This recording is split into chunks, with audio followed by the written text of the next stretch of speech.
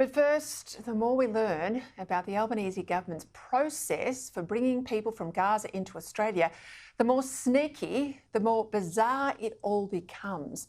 Since October 7, when Hamas operatives left Gaza to butcher 1,200 Israelis and take another 200 hostage, let's consider how many people from Gaza that other countries have taken in.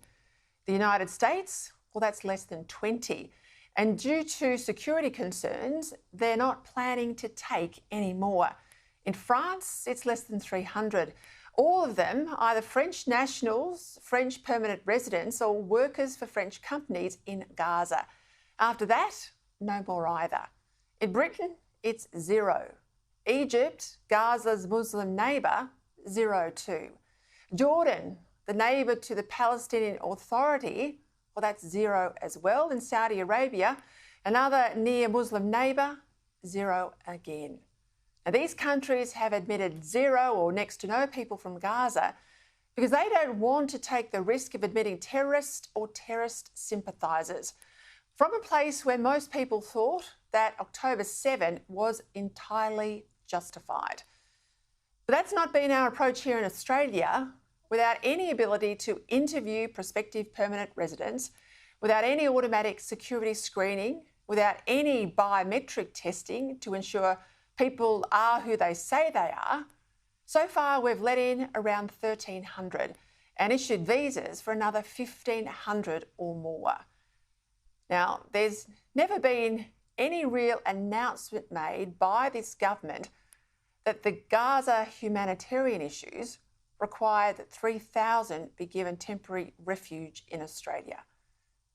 And all that begs a question, doesn't it? If the government was so sure that it was doing the right thing, why did it start this process in secret?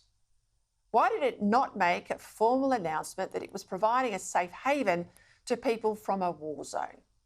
Now, the Howard government did this when it took people on temporary safe haven visas, the Kosovars from former Yugoslavia, as did the Abbott government when it took in persecuted minorities from the Syrian war zone. Instead, we only found out that we were taking people from Gaza because the word seeped out from local Muslim leaders, and Penny Wong was forced to answer questions about all of this last November. Well, I'll just make a few points about that. Over the same period, I think between the 7th of October and a couple of days ago, we had 1,793 visas issued to Israeli citizens. So obviously there is a lot of demand. I would again say this. People who obtain visas to Australia are subject to appropriate security checks. Now, defensive, isn't she? Nothing to see here, said the Foreign Minister, as everyone had, quote, appropriate security checks. And besides, she says, even more visas were issued to Israelis, as if there's some sort of equivalence between visitor visas given to citizens of a fellow liberal democracy. We know who they are when they say they are X or Y. We have an embassy in Israel to check them. And the visitor visas given to people from a terrorist-controlled war zone, where we don't really know who they are, we just have to take their word for it. Now, on the weekend, Labor heavies from the Prime Minister down were accusing the opposition leader of being a threat to the nation. Peter Dutton plays politics at every opportunity. What he does is try and whip up fear. Well, I think Peter Dutton is deeply divisive, and that creates a risk. Well, that creates a risk to the nation. I was astounded. And today, in a bizarre response to Peter Dutton's perfectly reasonable bid to learn the criteria the government is using to admit Gazans, the Minister Tony Burke accused Dutton of endangering national security. Again, a very, very defensive response from Labor. Like, it wasn't much more than the 6-second delay on radio between Mike Burgess as the Director-General of ASIO telling people to cool the temperature before this guy runs along with a bucket of kerosene saying, where can I throw it on the fire? But if he's willing to sacrifice the national security interests of Australia to try to get a grab up in social media now, then that's his motive. It's not the government's motive. That's his motive. It's not my motive. Order. You won't find me saying that if we're conducting a national security assessment on someone, we ought to do it publicly. Now, here's the tip. My years of experience tell me the more they raise their voice in the chamber, the more they know they're losing the argument. Now, who do you think's really threatening Australia's future? The guy who says that we should not admit people from a war zone run by a terrorist group without properly security checking them first?